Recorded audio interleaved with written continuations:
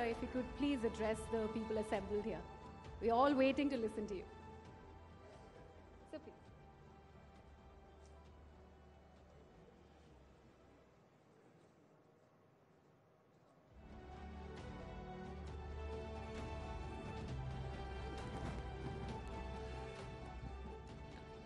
मैं तो बैठने के लिए किसी की तलाश कर रहा था। मैं समझ रहा था कि राहुल जी बैठेंगे।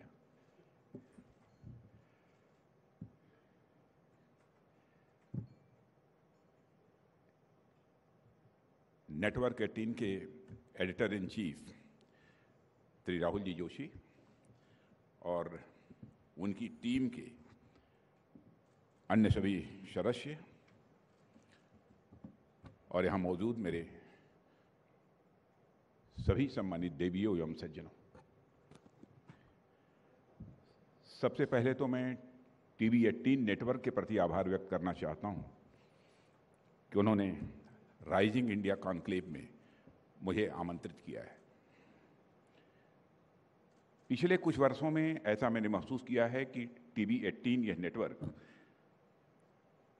जनता में जिस तरीके से अपनी पहुंच बढ़ाई है, दर्शकों को अपने से जोड़ा है और दर्शकों की आवाज बनकर वो उभरा है, उसके लिए टीवी 18 नेटवर्क को मैं अपनी तरफ से हार्दिक बधाई देता हूं और साथ ही उन्हें भविष्य के लिए अपनी हार्दिक शुभकामनाएं भी देता हूं। आज आपके माध्यम से मैं बड़ी संख्या में देश की जनता से रूबरू हो रहा हूं और इसके लिए भी मैं टीवी 18 नेटवर्क को अपनी तरफ से धन्यवाद देता हूं। साथियों, राइजिंग इंडिया कॉन्क्लेव में राइजिंग इंडिया दरअसल है क्या, इस पर मैं अपनी कुछ बातें आपके सामने रखने की कोशिश करूंगा। अलग अलग प्रकार के लोग इंडिया राइजिंग को अपने नज़रिए से अलग अलग तरीके से देखते हैं। कुछ इकोनॉमिस्ट भारत की लगातार बढ़ती और समृद्धि होती हुई इकॉनमी को इंडिया राइजिंग के रूप में देखते हैं, तो कुछ समाजशास्त्री, सोशियोलॉजिस्ट भारत की बेहतर होती हुई सामाजिक स्थिति को भी इंडिया राइजिंग के रूप में वो देखते हैं। कुछ पॉलिटिकल साइंटिस्ट देश में राजनीतिक स्थिरता और लोकतांत्रिक सुदृढ़ता को राइजिंग इंडिया का नाम देते हैं। हालांकि कुछ लोग इसके उलट भी बहुत ही सक्रिय हैं, जिन्हें भारत से लोकतंत्र समाप्त होता हुआ दिखाई देने लगा है, पर ऐसे लोग बहुत ही गिने चुने लोग हैं। साथियों, इस तरह मैं बिंदुवार आप लोगों के सामने एक एक करके इन सभी एस्पेक्ट्स पर अपनी बात रखने की कोशिश करूंगा। सबसे पहले बात करते हैं इकॉनमी की। देश ही नहीं, पूरी दुनिया ने देखा है कि पिछले 8-9 वर्षों में हमारी इकॉनमी में बहुत बड़ा बदलाव आया है। आप सभी मॉर्गन स्टैनले के बारे में अच्छी तरह जानते होंगे और आए दिन उनकी किसी न किसी रिपोर्ट को लेकर चर्चाएं भी होती रहती हैं। इसी मॉर्गन स्टैनले ने 2013 में एक फ्रेज कॉइन किया था, फ्रेजाइल 5 इकोनॉमीज। फ्रेजाइल का मतलब आप लोग अच्छी तरह जानते हैं, जल्दी टूट जाने वाला, जल्दी बिखर जाने वाला होता है। यानी दुनिया की ऐसी इकोनॉमी जो बहुत अच्छा प्रदर्शन नहीं कर रही थी, उनके लिए यह टर्म फ्रेजाइल का यूज किया गया और उनमें एक नाम हमारे देश भारत का भी था। यानी 8-9 साल पहले भारत की इकोनॉमी कहाँ थी, किस कगार पर थी, इसका सहज रूप से आप अनुमान लगा सकते हैं। उसके बाद राजनीतिक परिस्थितियों में जिस तरीके से परिवर्तन होता है, केंद्र में हमारे प्रधानमंत्री मोदी जी के नेतृत्व वाली भाजपा सरकार आती है और वहीं से हमारी इकॉनमी की सूरत बदलती हुई दिखाई देने लगती है। दुनिया में आई मंदी की संभावनाओं से लेकर कोविड तक की समस्याओं से जूझते, गिरते, संभलते भारत देश की इकॉनमी आज ऐसे महत्वपूर्ण पड़ाव पर पहुंच चुकी है जहां यह और देशों के लिए एक इंस्पिरेशन का कारण बन सकती है। आज हमारा देश 5th लार्जेस्ट इकॉनमी बनने के साथ साथ दुनिया की largest fastest growing major economies में से एक बन चुका है। यानी इन वर्षों में हमारे देश ने फ्रेजाइल 5 से निकलकर फेबुलस 5 में लाकर अपने को खड़ा कर दिया है। इसी मॉर्गन स्टैनले ने कुछ समय पहले एक और रिपोर्ट की है, जिसे जरूर आप लोगों ने देखा होगा। अपनी इस रिपोर्ट में इसी मॉर्गन स्टैनले ने कहा है कि 2027 आते आते इस पॉसिबिलिटी को भी रूल आउट नहीं किया जा सकता कि भारत दुनिया की टॉप 3 इकोनॉमीज में आकर खड़ा हो जाए। मुझे पूरी उम्मीद है कि जब हम अमृतकाल का समापन मना रहे होंगे, यानी आज़ादी प्राप्त होने के 100 वर्ष जब पूरे हो रहे होंगे, तो हमारा भारत दुनिया की टॉप इकोनॉमी बनकर खड़ा होगा, ऐसा मेरा विश्वास है। जिस तेजी से हमारी इकोनॉमी आगे बढ़ रही है, बीते फाइनेंशियल ईयर में आपने देखा होगा कि इनकम टैक्स हो या फिर जीएसटी, इनका जितना कलेक्शन हुआ है उसके बारे में पहले कोई ये कल्पना भी नहीं करता था। कुछ समय पहले तक भारत मोबाइल फोन्स के सबसे बड़े इंपोर्टर्स में से एक हुआ करता था। आज भारत मोबाइल मैन्युफैक्चरिंग में दुनिया का एक बड़ा देश बन चुका है। सिर्फ 4 महीने में अकेले एप्पल कंपनी ने $1 अरब का एक्सपोर्ट भारत से दूसरे देशों में किया है। आज भारत की गिनती उन चुनिंदा देशों में होती है जहां 5G मोबाइल कनेक्टिविटी है। 5G रोल आउट ही हो रहा है कि हमारे प्रधानमंत्री जी 6G की तैयारी भी करना उन्होंने प्रारंभ कर दिया है। आपने टीवी चैनल्स पर देखा होगा उस कार्यक्रम को। दुनिया का सबसे सस्ता मोबाइल डाटा सर्विस आज किसी देश के पास है, सबसे सस्ता मोबाइल डाटा सर्विस यदि किसी के पास है तो हमारे भारत के पास है।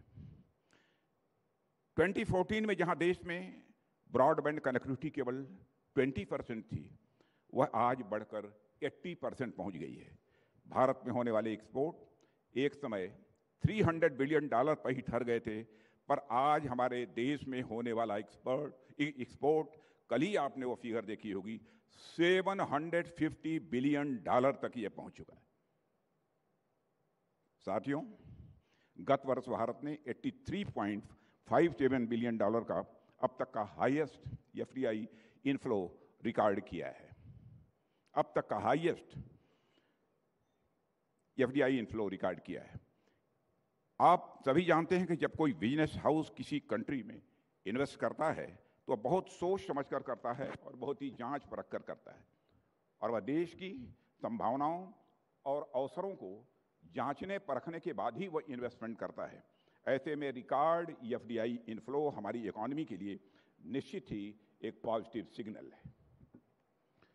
साथियों, मैंने कहीं पढ़ा था कि no power on earth can stop an idea whose time has come. मैं बड़े विश्वास के साथ कहना चाहता हूं कि अब वह भारत का समय आ गया है। आगे आने वाले समय में हमारा देश भारत दुनिया की मेजर इकोनॉमिक पावर में से एक नहीं बल्कि दुनिया की नंबर 1 इकोनॉमिक पावर बनकर उभरेगा, ऐसा मेरा विश्वास है। बहुत दिन हो गया यह कहते कहते कि अपना टाइम आएगा, अपना टाइम आएगा। आज मैं आप लोगों के सामने यह कहने के लिए खड़ा हुआ हूं कि बहनों भाइयों, अब हम लोगों का टाइम आ गया है, यानी भारत का समय अब आ गया है। यह है राइजिंग इंडिया मेरे साथियों, यह है राइजिंग इंडिया। जाहिर है इसके पीछे सरकार द्वारा सही समय पर उठाए गए सही कदम हैं, जिनकी चर्चा मैं यहाँ पर आप सबके समक्ष करना चाहूँगा। साथियों, सरकार ने देश में ईज ऑफ डूइंग बिजनेस को बढ़ावा देने के लिए ग्राउंड लेवल पर अनेक कार्य किए हैं। इसमें सबसे महत्वपूर्ण, सरकार ने देश में बिजनेस के लिए कैपिटल की अवेलेबिलिटी वो इंश्योर की है, और 2014 में अनेक बैंक NPA और घाटे के बोझ के तले दबे हुए थे। वे नए लोन देने की स्थिति में नहीं थे। ऐसी समस्याओं से भी निपटने के लिए सरकार ने कई मेजर रिफॉर्म्स किए हैं। हमने मजबूती से कदम उठाकर कुछ बैंकों को आपस में मर्ज करने का भी काम किया है। कुछ बैंकों के प्राइवेटाइजेशन की ओर बढ़ते हुए हम उन्हें फिर से उठाने का भरपूर प्रयास कर रहे हैं। गवर्नमेंट ने पब्लिक सेक्टर बैंक्स को कैपिटलाइज करके भी उन्हें रिवाइव करने का एक महत्वपूर्ण काम किया है। बैंक्स जो अब तक कहीं NPA या फिर इसी तरह के अन्य कारणों से नुकसान में चल रहे थे, हमने उनका पुनरुद्धार किया है और आज बैंक्स मार्केट में भली भांति लोन्स उपलब्ध कराने की स्थिति में खड़े हो गए। हालिया रिपोर्ट्स बताती हैं कि क्रेडिट ऑफटेक में बहुत बड़ा सुधार हुआ है। आज देश में एक वाइब्रेंट डिजिटल इकोनॉमी तैयार हो चुकी है। इस सच्चाई को सभी को स्वीकार करना पड़ेगा। यूपीआई की सफलता ने पूरी दुनिया को इस समय आश्चर्य में डाल दिया है।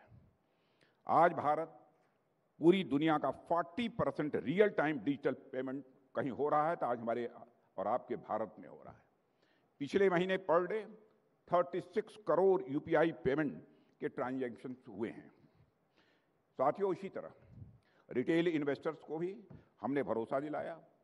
हमने इनसाइडर ट्रेडिंग पर लगाम लगाई, ट्रेडिंग प्रोसेस में टेक्नोलॉजी और डिजिटल आर्किटेक्चर को बढ़ावा दिया और ट्रेडिंग प्रोसेस को ट्रांसपेरेंट भी साथ ही बनाने का काम किया है। अब गांव और सुदूर क्षेत्रों में रहने वाले लोग भी एक मोबाइल लेकर सभी रिस्क को समझते हुए अपना पैसा मार्केट में लगाने को सदैव तैयार रहते हैं। इस तरह मार्केट में रिटेल इन्वेस्टर्स के भारी संख्या में आने से मार्केट की डेप्थ और डेप्थ के साथ साथ रेजिलियंस, यह दोनों बढ़ी है। इससे हमारे बिजनेस को कैपिटल की इजी अवेलेबिलिटी वर्तमान में साफ तौर पर देखी जा सकती है। साथियों, इकोनॉमी को सुदृढ़ करने में मार्केट एक्सेस की निश्चित ही बहुत ही महत्वपूर्ण भूमिका होती है और आप लोग अवगत होंगे कि हमारी इंडस्ट्रीज को अपने देश में मार्केट उपलब्ध कराना हमारी आत्मनिर्भरता के कमिटमेंट का यह एक हिस्सा है और हमने अपनी डोमेस्टिक इंडस्ट्री के लिए डोमेस्टिक मार्केट को अनफेयर फॉरेन कंपटीशन से प्रोटेक्ट करने का पूरा प्रयास किया है। साथ ही साथ हम अपने डोमेस्टिक बिजनेस को बाहर देशों में भी मार्केट एक्सेस दिलाने का भी भरपूर प्रयास कर रहे हैं ताकि वे बाहर भी मार्केट कैप्चर कर सकें।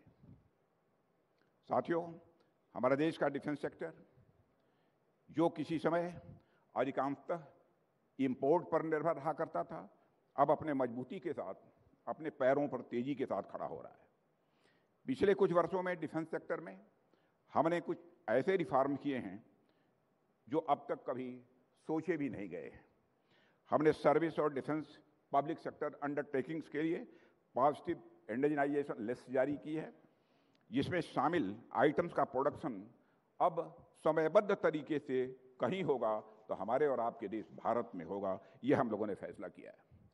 हमारी सेनाओं द्वारा अब तक की इस तरह की 4 लिस्ट जारी की जा चुकी है।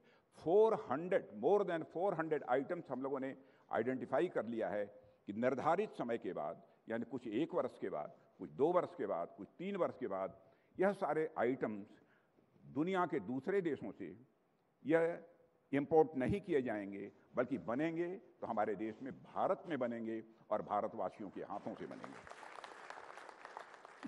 इसी तरह डिफेंस पब्लिक सेक्टर अंडरटेकिंग भी 3 लिस्ट जारी की गई है, जिसमें 3700 से भी अधिक ऐसे आइटम्स हैं जो हथियार और प्लेटफॉर्म बनाने के काम आते हैं। इनके भी इंडिजिनाइजेशन पर हमने बल दिया है।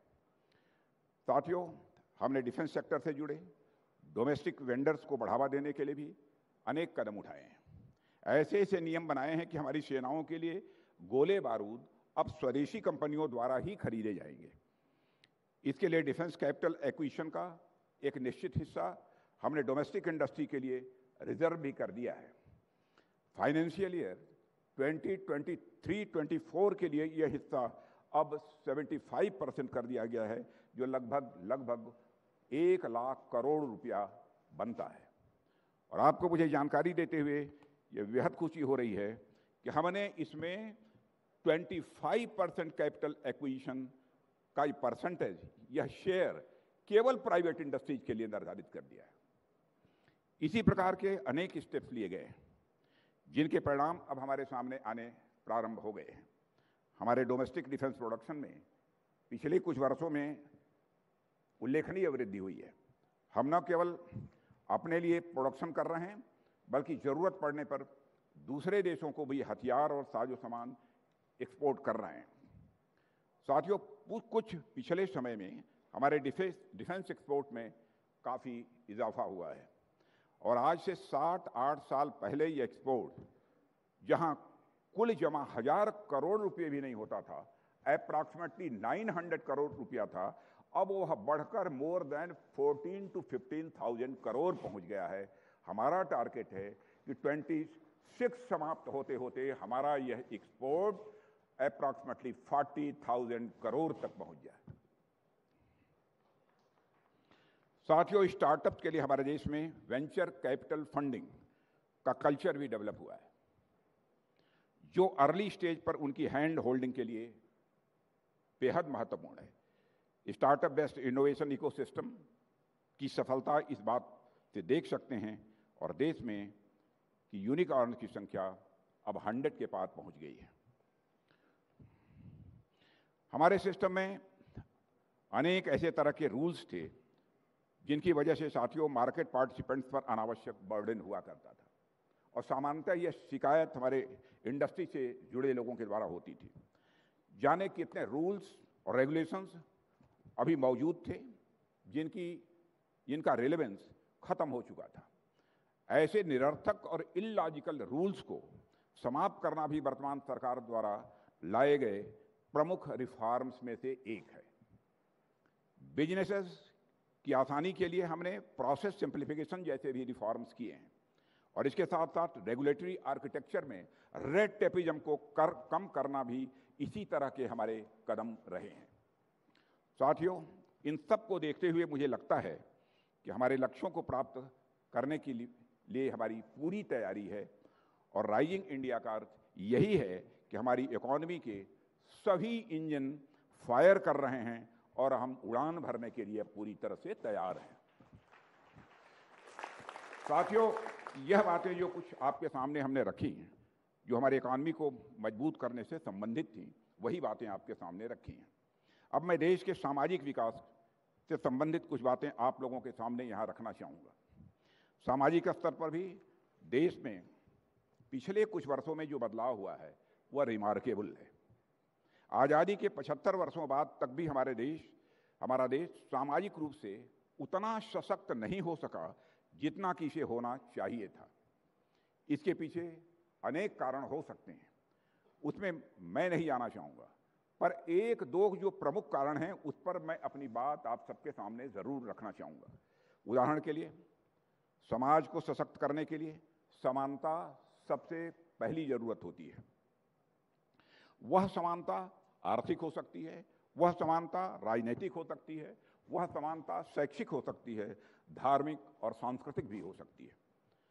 इन सब पहलुओं पर हमने ध्यान दिया है और यह इंश्योर करने का प्रयास किया है कि समाज के सभी वर्गों के सभी लोगों को समान अवसर प्राप्त हों और सभी प्रकार के कार्यों में सभी लोगों का उचित प्रतिनिधित्व भी हो। और साथियों, अब तक हमने अपने देश की जो राजनीति देखी है उसमें खुलेआम जातियों के नाम पर वोट बैंक बनाए जाते थे।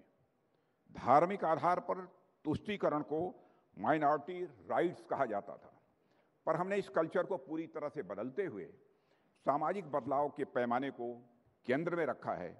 और जब मैं यहाँ सामाजिक बदलाव की बात आप सबके सामने कह रहा हूँ तो उससे मेरा अर्थ समाज में रह रहे सभी वर्गों, सभी जातियों और सभी धर्मों के लोगों से। उदाहरण के लिए, ट्रिपल तलाक का मुद्दा है। दुनिया के बड़े देश इन कुरीतियों से कब के मुक्त हो चुके हैं और इनमें इस्लामिक देश भी बड़ी संख्या में शामिल हैं, पर हमारे यहाँ ऐसे मुद्दे सामने रखकर न केवल राजनीति की जाती थी बल्कि धर्म के नाम पर महिलाओं को अच्छी तरह से ठगा भी जाता था। समानता स्वतंत्रता की बात करने वाले बड़े बड़े सो कॉल्ड थिंकर्स इस मुद्दे पर आकर चुप्पी साध लेते थे। क्या मुस्लिम महिलाओं की समानता और स्वतंत्रता उनकी गरिमा के साथ नहीं जुड़ी है? क्या वह सामान्य महिलाओं से अलग हैं जो इनके साथ इतना भेदभाव किया जाता था?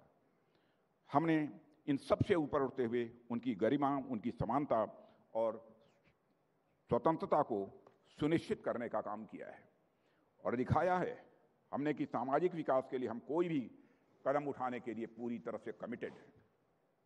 आगे भी ऐसा कोई मुद्दा हमारे सामने आता है तो उस पर भी हम मानवीय और संवैधानिक दृष्टि से कार्य करने के लिए पूरी तरह से कमिटेड हैं। साथियों, हमने हमेशा इस बात को माना है कि नारी किसी भी मामले में अपने पुरुष साथियों से कम नहीं है। सोचने समझने से लेकर ग्राउंड लेवल पर काम करने तक में वे उनकी बराबरी कर सकती हैं, बल्कि कई कामों में तो मैं दावे के साथ कह सकता हूं उससे वह पुरुषों से भी एक कदम आगे साबित हो रही हैं। बावजूद इसके नेशन बिल्डिंग में जब नारी पुरुष समानता की बात आती है तो हमारी बेटियां कहीं पीछे छूट जाती हैं। पीछे रह जाने का मतलब यह नहीं है कि वह पीछे हैं, बल्कि पीछे रह जाने का मतलब यह है कि उन्हें अवसर उपलब्ध कराने में हमने अब तक कहीं न कहीं हिचकिचाहट यानी हेजिटेशन अपनी दिखाई है। इसलिए सत्ता में आने के बाद शौचालय से लेकर संसद तक पहुंचने वाले रास्तों का निर्माण महिलाओं के लिए किया है। आप सभी भद्रजन हैं, सज्जन लोग यहां पर बैठे हैं। आपको मालूम होगा कि कई बार शौचालय जैसे मुद्दों पर बात करना तो लोगों को अशोभनीय लगने लगता था। उन्हें लगता था कि भला यह कोई बात है कहने की या अपने मेजर अचीवमेंट्स में इसको काउंट करने की। और पर यह केवल उन लोगों को ही लगता था जिनको शौच के लिए बाहर जाने के लिए सूरज ढलने तक का इंतजार नहीं करना पड़ा है। साथियों, खासकर महिलाओं के संदर्भ में मैं बात करूं तो सवेरे सनराइज के बाद जिस देश में बाहर निकलना बहुत ही कठिन काम हो, उस देश की राइजिंग की कल्पना कहां की जा सकती है। देश के संसद में महिलाओं को हक देने की बात उठी, पर शौचालय ने उनके हक की बात देश में कभी नहीं की गई। सन 2014 के बाद देश में बड़ी संख्या में महिलाओं ने यह जाना कि इतनी मामूली और बेसिक सी चीज उनके पास होनी चाहिए। हमारे देश के सामाजिक सशक्तिकरण की दिशा में यह किसी क्रांति से कम नहीं था। साथियों, इस प्रकार देश की बेटियों की शिक्षा के लिए भी हमने बड़े पैमाने पर कदम उठाए हैं। बेटी बचाओ, बेटी पढ़ाओ आज एक नारा न होकर यह जन आंदोलन बन चुका है। आप कभी रास्ते से गुजरते हुए ध्यान दें तो ये पाएंगे कि ट्रक वाले और टेम्पो वाले अपनी गाड़ी के पीछे इस तरह के स्लोगन्स बड़ी शान के साथ लिखवा कर चलते हैं। यानी यह स्लोगन्स केवल अब यह स्लोगन नहीं रह गया है, बल्कि लोगों की चेतना का यह एक अंग बन गया है, एक हिस्सा बन गया है। साथियों, एक रक्षा मंत्री के तौर पर मैं कहूं तो आज महिलाएं आर्म्ड फोर्सेस का हिस्सा बनकर उन्हें और अधिक और सशक्त कर रही हैं। फाइटर पायलट के रूप में लड़ाकू विमान उड़ा रही हैं। अभी हाल ही में मैंने आर्टिलरी में वीमेन इंडक्शन को मंजूरी दी है, अभी हाल ही में कुछ महीने पहले दिया है। इस तरह आर्म्ड फोर्सेस में उनकी भागीदारी के साथ वीमेन एम्पावरमेंट और आर्म्ड फोर्सेस को स्ट्रेंथन करने की दिशा में हम एक साथ तेजी से आगे बढ़ रहे हैं। सोसाइटी राइजिंग का यह एक मैं समझता हूं महत्वपूर्ण उदाहरण है। इसी तरह भ्रष्टाचार पर लगाम और स्वच्छता जैसे विषय पर अब लोगों के लिए बहुत ही स्वाभाविक बन गए हैं। इन विषयों को लोगों ने अब आत्मसात कर लिया है। यह निश्चित ही अत्यंत महत्वपूर्ण एक सामाजिक बदलाव है। इस रूप में मैं इसे देखता हूं। साथियों, हमारा उभरता भारत हमारी बदलती राजनीति से भी बहुत कुछ रिफ्लेक्ट होता है। आज देश में कोई काम करने के लिए एक दृढ़ राजनीतिक इच्छा शक्ति है, और मैं कह सकता हूं इस इच्छा शक्ति के साथ साथ हमारी गवर्नमेंट के पास एक संकल्प शक्ति है। और उसका परिणाम सबसे पहले हम अपनी सीमाओं की सुरक्षा से जोड़कर देख सकते हैं। आज भारत की सीमाएं पूरी तरह से सुरक्षित हैं। चीन का स्टैंड ऑफ हो या पाकिस्तान की कोई करतूत, हमारी सेनाएं खुलकर उसका जवाब दे रही हैं। आतंकवाद के खिलाफ की गई सर्जिकल स्ट्राइक्स ने आतंकवादियों की कमर तोड़ दी है, और यह संदेश स्पष्ट रूप से पूरी दुनिया को चला गया है कि भारत के अंदर वह ताकत है कि भारत अंदर भी मार सकता है और जरूरत पड़ी तो उनकी धरती पर भी जाकर भारत मार सकता है। यह संदेश पूरी तरह से साफ है, और मैं मानता हूं कि यह स्ट्रांग विल पावर का ही यह परिणाम है कि जम्मू और कश्मीर कि धारा 370 का समाप्त करना, जम्मू और कश्मीर के एकीकरण की सालों पहले एक अलग जो पंडित श्यामा प्रसाद मुखर्जी ने जलाई थी, पहले जो यह अलग उन्होंने जलाई थी, अब अपनी पूरी भव्यता के साथ वह अलग अब प्रज्वलित हो रही है। इसके बाद वहां स्थिति बड़ी तेजी से सामान्य हो रही है धारा 370 समाप्त करने के बाद। इसका अनुमान इसी बात से लगाया जा सकता है कि कांग्रेस पार्टी को अपने भारत जोड़ो यात्रा के दौरान किसी भी मुश्किल का सामना नहीं करना पड़ा है। यात्रा निकल गई कश्मीर से, कोई कठिनाई नहीं हुई। लाल चौक पर कभी भाजपा नेताओं ने संगीनों के साए में तिरंगा लहराया था, और उस समय आज के जो हमारे प्रधानमंत्री थे, पार्टी के एक पदाधिकारी के रूप में उस समय झंडा लहराने में वह भी शामिल थे। और आज बिना खौफ, बिना किसी हिचक, बिना किसी डर के अब जम्मू कश्मीर के किसी भी हिस्से में जाकर अपना भारत का तिरंगा झंडा लहरा सकते हैं।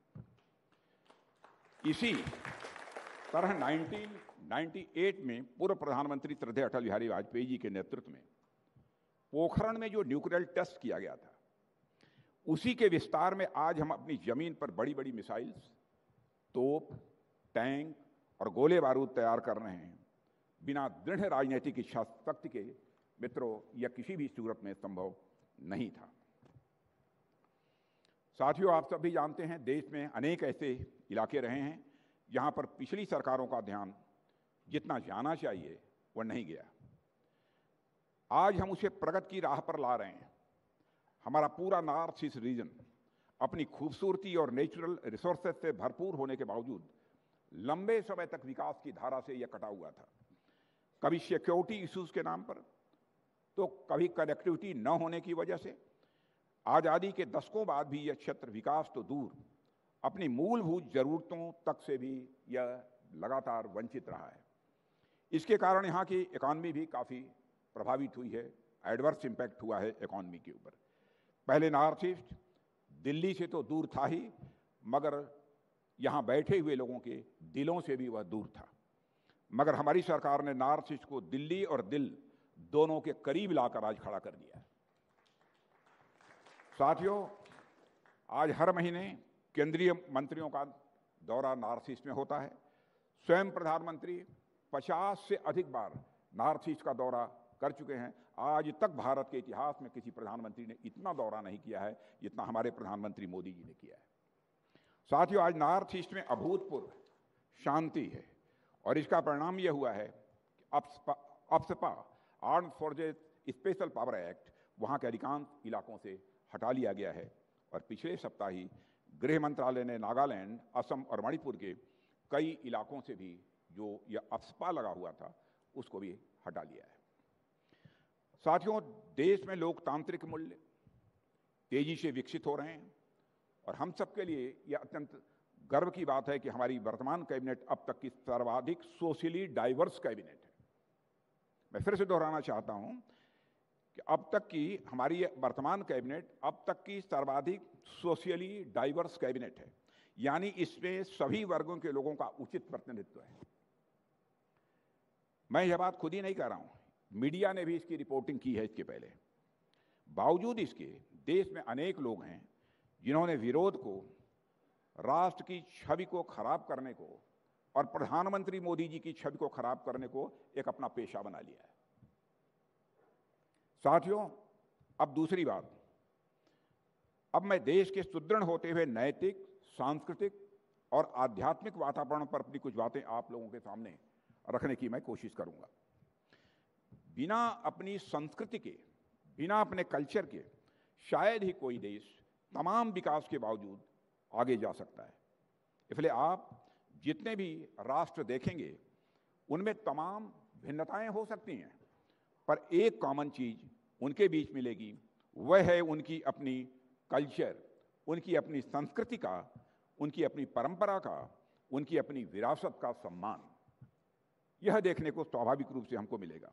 पर विडंबना है कि कभी कभी हमारी संस्कृति और विरासत की बात होती है, अचानक से कुछ लोगों की आत्माएं जाग जाती हैं और उनका ज्ञान वो बरसाना प्रारंभ कर देते हैं। जब राम मंदिर पर फैसला आने को हो रहा था, तो आप सभी को याद होगा कि थॉट मार्केट में बड़े बड़े विचारकों और दार्शनिकों की बाढ़ सी आ गई थी। व्हाट्सएप से लेकर फेसबुक और ट्विटर पर उनके विचार मक्खियों की तरह भिनभिनाने लगे थे। कोई कहता था कि राम मंदिर से क्या होगा, क्षमा करिएगा, कोई कहता था राम मंदिर से क्या होगा, इस जगह पर क्यों न एक अस्पताल बना दिया जाए जिससे अनेक लोगों को स्वास्थ्य का लाभ होगा। कोई कहता था कि मंदिर की जगह स्कूल और कॉलेज बना दिए जाएं जिसमें लोग अपनी पढ़ाई कर सकेंगे। कुछ लोगों ने वहां पर इंडस्ट्री लगाने तक की सलाह दे डाली जिससे लोगों की कुछ आमदनी हो सके और वे अपना घर चला सकें। साथियों, यह वही लोग थे जिन्होंने शायद राम को कभी जाना नहीं, राम को कभी पहचाना नहीं, अगर जान लिया तो कभी समझा नहीं, और समझा भी तो कभी मन से उनको आत्मसात वह नहीं कर सके। वे लोग राम को केवल एक मिट्टी, लकड़ी या पत्थर की मूर्ति भर समझते हैं, पर राम हमारे लिए केवल एक मूर्ति भर नहीं है, वो हमारी आस्था, हमारे विश्वास और हमारे संस्कार के वह केंद्र हैं। राम हमारी पहचान है, और मैं कहना चाहता हूं हमारी पहचान है, हमारे देश की पहचान है। हमारे यहां कहा गया है रामो विग्रहवान धर्म, यानी भगवान श्री राम धर्म के साक्षात साकार रूप हैं। यह हमारी मान्यता है। वह भारतवासियों के हृदय की स्वतः अभिव्यक्ति है। इसलिए हमने यह निश्चय किया कि हम अस्पताल भी बनाएंगे, स्कूल भी बनाएंगे, इंडस्ट्री भी लगाएंगे, लेकिन मंदिर भी बनाएंगे। परिणाम आज आप सभी के सामने है। न केवल राम मंदिर का विधिसम्मत निर्माण हो रहा है, बल्कि उज्जैन का महाकाल मंदिर और भारत की प्राचीन ज्ञान की नगरी काशी में बाबा विश्वनाथ जी का मंदिर आज अपनी पूरी भव्यता के साथ खड़ा हुआ है। यह केवल मंदिर ही नहीं है, बल्कि भारत के सांस्कृतिक पुनर्जागरण के प्रतीक हैं, जो आज अपने पूरे मान के साथ विश्व के सामने एक उदाहरण के रूप में प्रस्तुत हैं। भारत ही नहीं, बल्कि विदेशों में भी अनेक जगहों पर इसी प्रकार भारतीय संस्कृति की अनुगूंज हमें आज सुनाई दे रही है। साथियों, आज योग और आयुर्वेद से पूरी दुनिया नई तरीके से प्रभावित हो रही है। आज भारत अपनी समृद्ध विरासत की ओर एक बार फिर से आशा भरी निगाहों से देख रहा है और उसे अपनाने की ओर तेजी के साथ वो आगे भी बढ़ रहा है। आज भारत मिलेट्स, जिसका नाम हमारे प्रधानमंत्री ने श्री अन्न रखा है, यह श्री अन्न के रूप में यह मिलेट यानी मोटा अनाज से हम दुनिया को परिचित करा रहे हैं और दुनिया को इसका लाभ लेने के लिए हम उनको इंस्पायर कर रहे हैं, उनको हम प्रेरणा दे रहे हैं। हिंदी समेत भारतीय भाषाओं को उनकी गरिमा और प्रतिष्ठा प्राप्त हो रही है। गंगा जैसी अनेक जीवनदायिनी नदियों को नवजीवन प्रदान किया जा रहा है। इसे मैं सांस्कृतिक और आध्यात्मिक परिप्रेक्ष्य में राइजिंग इंडिया के रूप में ही मैं देखता हूं, और कोई देखता हो अथवा न देखता हो, लेकिन मैं इसे राइजिंग इंडिया के रूप में ही देखता हूं। साथियों, भारत की कूटनीतिक सफलता भी इंडिया राइजिंग का एक बहुत बड़ा उदाहरण प्रस्तुत करती है। आज भारत G20 जैसे प्रतिष्ठित समूह की अध्यक्षता कर रहा है और शंघाई कोऑपरेशन ऑर्गेनाइजेशन में अपनी अहम भूमिका भी भारत निभा रहा है।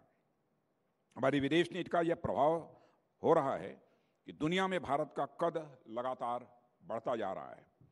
दुनिया के अनेक सर्वेज ने प्रधानमंत्री मोदी जी को विश्व के मोस्ट पॉपुलर लीडर के रूप में भी प्रस्तुत किया है। यह मैं नहीं कह रहा हूं, विदेशी समाचार पत्रों को उठाकर देख सकते हैं। विदेशी जो नेता हैं उनकी बात के स्टेटमेंट्स देख सकते हैं।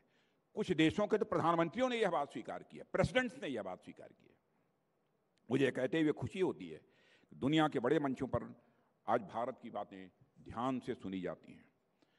मैं याद दिलाना चाहता हूं साथियों कि पहले अंतर्राष्ट्रीय मंचों पर भारत कुछ बोलता था तो उसकी बातों को जिस गंभीरता से लोगों के द्वारा सुना जाना चाहिए नहीं सुना जाता था, लेकिन आज यदि अंतर्राष्ट्रीय मंचों पर भारत कुछ बोलता है तो दुनिया कान खोलकर सुनती है कि भारत बोल क्या रहा है। यह भारत की हैसियत बड़ी है।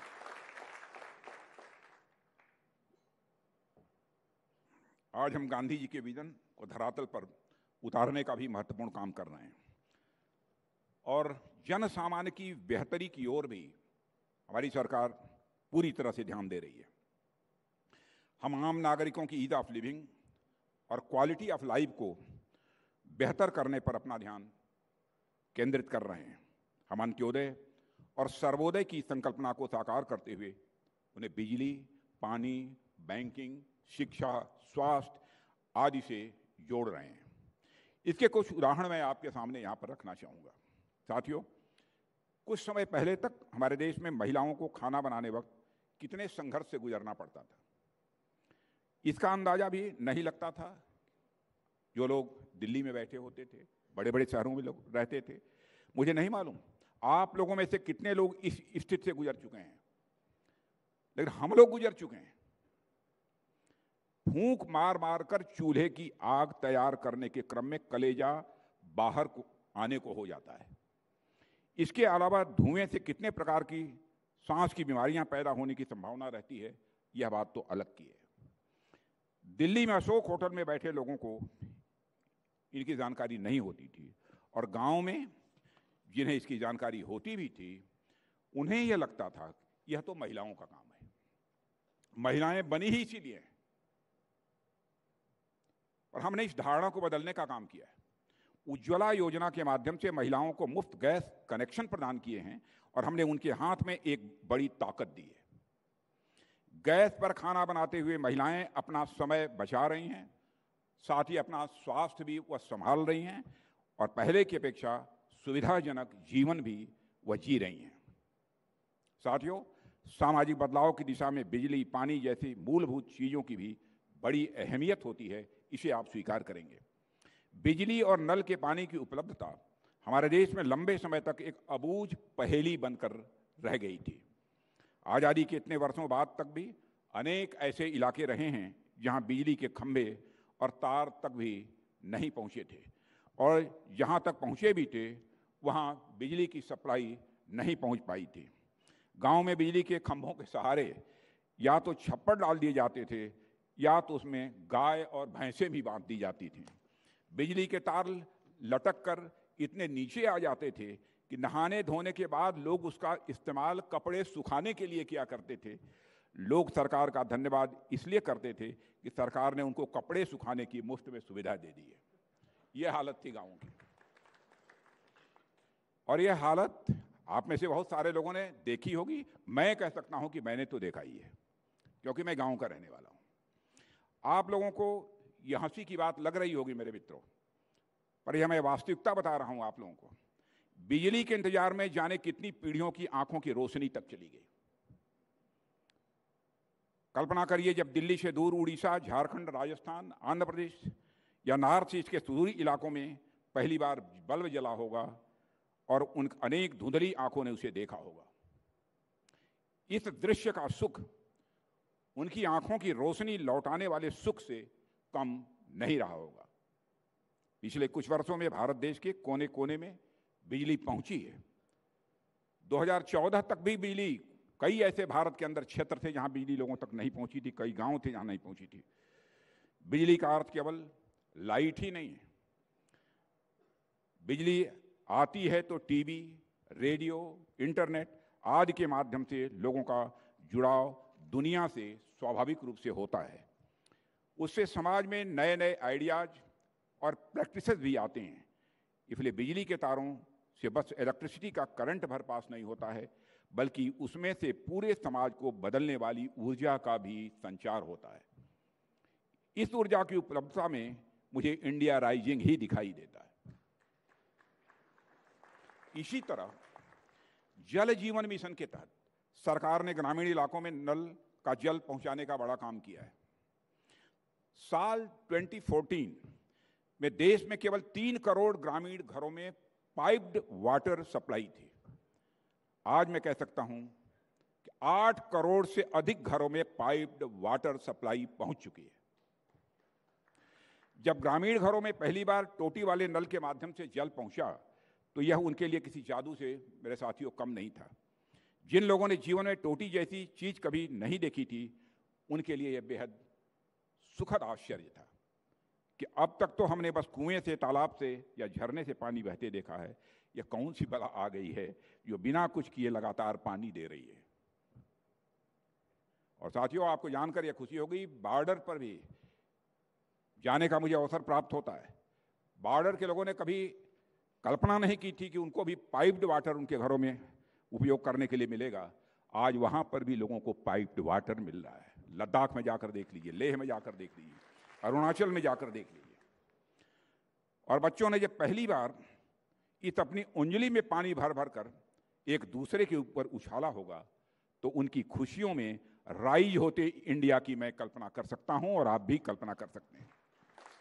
इसी तरह हेल्थ, एजुकेशन, एग्रीकल्चर, बैंकिंग आदि में सरकार ने अभूतपूर्व रिफॉर्म्स किए हैं, जिन्हें गिनाने में ही अच्छा भला समय निकल जाएगा, इसलिए बहुत डिटेल में नहीं जाऊंगा। साथियों, आज जो नया भारत हमारे सामने है उसमें एलिटिस्ट माइंडसेट की कोई जगह नहीं है। फिर से दोहराना चाहता हूं, आज जो नया भारत हमारे सामने है उसमें एलिटिस्ट माइंडसेट की कोई जगह नहीं है। यह नया भारत 140 करोड़ भारतीयों को समान अवसर देने में यकीन रखता है। जिन्हें हम ऑर्डिनरी यानी साधारण लोग कहते हैं, उन्हें मैं साधारण नहीं बल्कि सादगी और सजगता से जीवन यापन करने वाले असाधारण लोगों के रूप में मैं देखता हूं। वे लोग जो ग्लिज एंड ग्लैम, से दूर बड़ी शांति से अपना काम करते हुए राष्ट्र के विकास में अपना योगदान दे रहे हैं। न केवल वर्तमान के बल्कि अतीत के भी ऐसे अनसंग हीरोज को हमने सामने लाने का काम किया है, जिनकी अमर कहानियां कहीं पहले गुम हो चुकी थी। न्यूज 18 इस कार्यक्रम के माध्यम से इन लोगों को सम्मानित कर रहा है, इस बात की मुझे जानकारी मिली है। यह मेरे लिए व्यक्तिगत तौर पर बेहद एक खुशी का विषय है और मुझे कहते हुए खुशी होती है कि प्रधानमंत्री मोदी जी के नेतृत्व में असाधारण क्षमता वाले इन लोगों को सम्मानित करने का सिलसिला 2014 से ही प्रारंभ हो गया था। आपने देखा होगा कैसे कैसे लोगों को पद्म श्री, पद्म भूषण और पद्म विभूषण का पुरस्कार प्राप्त हो रहा है, जिनके बारे में कभी सोचा भी नहीं गया, इसकी कभी लोगों ने कल्पना भी नहीं की होगी। मोदी जी के नेतृत्व में प्रतिष्ठित पद्म पुरस्कार खास से आम लोगों को सम्मानित करने का जरिया बन गया है। हमें नहीं कहते हैं कि अगर कोई खास व्यक्ति समाज और राष्ट्र निर्माण में अपना योगदान दे तो हम उसे सम्मानित नहीं करेंगे, पर कोई व्यक्ति कितना भी आम जीवन जी रहा हो, अगर वह समाज और राष्ट्र निर्माण में अपना योगदान दे रहा है तो उसे सम्मानित करना, उनके कार्यों को एक्नॉलेज करना भी यह हमारी जिम्मेदारी बनती है। साथियों, सामाजिक सशक्तिकरण की राह में सरकार द्वारा इस तरह के कदम बहुत ही महत्वपूर्ण साबित हुए हैं। साथियों, यह सब बातें मैंने अभी उभरते भारत के संदर्भ में आप लोगों के सामने की हैं। जैसा कि कहा जाता है कि proof of the pudding is in the eating. हमें भी उदयमान नए भारत को अपने सम्मिलित प्रयासों से अभी बहुत ऊंचाई तक ले जाना है। नए भारत का यह संकल्प है कि देश का हर नागरिक अपने समस्त अधिकार और कर्तव्य के साथ राष्ट्र निर्माण में वह संलग्न हो। जैसा कि महात्मा गांधी मानते थे कि हमारा समग्र राष्ट्रीय विकास उस दिन संभव हो सकेगा जब पायदान पर खड़े अंतिम व्यक्ति तक व्यवस्था की और व्यवस्था तक उस व्यक्ति की पहुंच सुनिश्चित हो सकेगी। हम भी उसी राह पर चलते हुए अपनी समस्त नीतियां, अपनी समस्त योजनाएं भी बनाने का काम कर रहे हैं। एक सशक्त और समर्थ भारत का सपना तभी पूरा हो सकेगा जब 140 करोड़ देशवासी अपनी पूरी सामर्थ्य के साथ, अपनी पूरी ऊर्जा के साथ मन, वचन और कर्म से राष्ट्र को आगे ले जाने के लिए संकल्प लेंगे। ऐसे में देशवासियों को अधिक से अधिक सक्षम और समर्थ बनाना यह हमारा कर्तव्य है और हम भली भांति इसका निर्वाह कर रहे हैं। मैं टीवी 18 के इस मंच के माध्यम से सम्मानित देशवासियों का आह्वान करता हूं कि वह राष्ट्र के नवनिर्माण में अपनी पूरी शक्ति के साथ जुड़ें और एक नए भारत के सपने को साकार करने में वह अपना अहम योगदान दें। इस अवसर पर इससे अधिक कुछ न कहते हुए मैं एक बार फिर से इस आयोजन में मुझे आमंत्रित करने के लिए आप सभी को मैं धन्यवाद देता हूं और आप सभी को अपनी तरफ से हार्दिक शुभकामनाएं देते हुए यहीं पर अपना निवेदन समाप्त करता हूं। आप सबको बहुत बहुत धन्यवाद। Thank you so much, Honorable Minister, for sharing your thoughts. Sir, I would please request you to stay on stage, Minister Sir. And I'd also invite Mr. Rahul Joshi to join the Minister on stage.